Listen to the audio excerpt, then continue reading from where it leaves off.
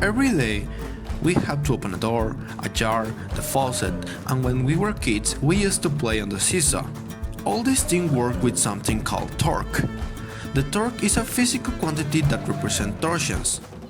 This causes an object to rotate, as a force causes a linear movement. Even though torque is not a force, it has a relation with the force, which is given by the next formula. Torque is equal to force times radius times sine of the angle, where the sine measures how perpendicular is the angle between the force and the object. As the torque is not a force, it cannot be measured in newtons. Instead, it uses newtons per meter. Talking about rotational kinematics, torque has a similar formula as the force in linear kinematics. This formula is an equivalent to Newton's second law of motion. On this formula, the mass change for rotational inertia that can be calculated by multiplying the mass times the distance. Also, the acceleration change for angular acceleration.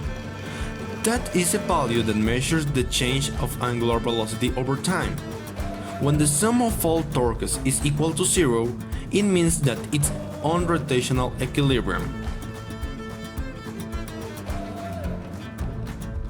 For this experiment, we will need a 30 cm long ruler, a cylindrical pen or stick, and 3 coins of the same size. First, we're gonna put the cylindrical object on the table, then put the ruler over it. Then, we're gonna put both coins at the same distance from the center.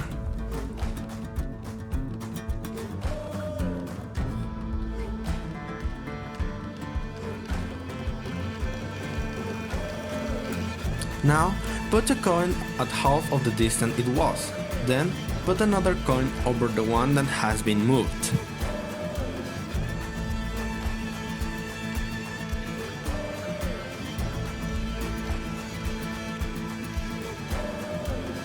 Finally, remove one of the coins and let only 2 coins on the ruler, but on the edges. Then move the cylindrical base the half the distance from the ruler center to the edge. Put a coin over the nearest coin from the cylindrical base.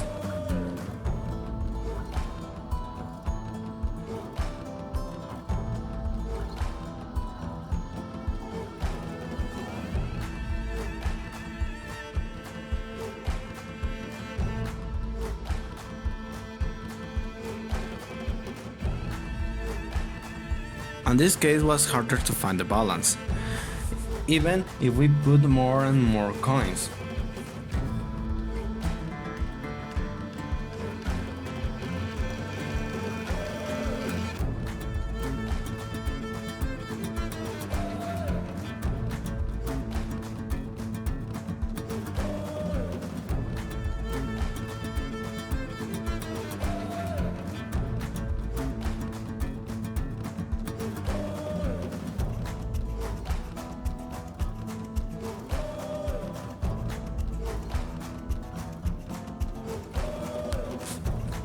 It was until I added a USB that I could balance the seesaw.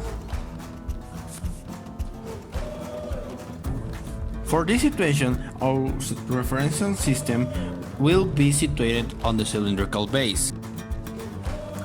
Another important thing that we must understand is that the torque that goes in the direction of the clock is negative, and the one that goes to the other way is positive. On our first case, both bodies has the same mass and are at the same position from the reference system. So we only have to do the torque operation just one time. For this, we are going to multiply mass times gravity times radius times sine of the angle. On these cases, the angle is going to have a value of 90 degrees. Making the operation, we get that both torques have the value of 0.00735 newtons per meter. Substituting those values on the second equation that we know, we get that the net torque is equal to 0. That means that it's on equilibrium. In the second case, we bring the coin closer to the reference system, making its torque have a lower value. Calculating the value of the two torques, we can see that the value of the closest coin is less, being 0.00365, and the torque of the coin furthest from the reference system has a value of 0.00735. Substituting the values in the second formula give us negative values, that is, the system is not in equilibrium and goes in order of the clockwise. Adding the second coin, we realize that both torques are equal, so the system is in equilibrium, which can be verified with the formulas. For the third case, we move the reference system, bringing it closer to one of the edges.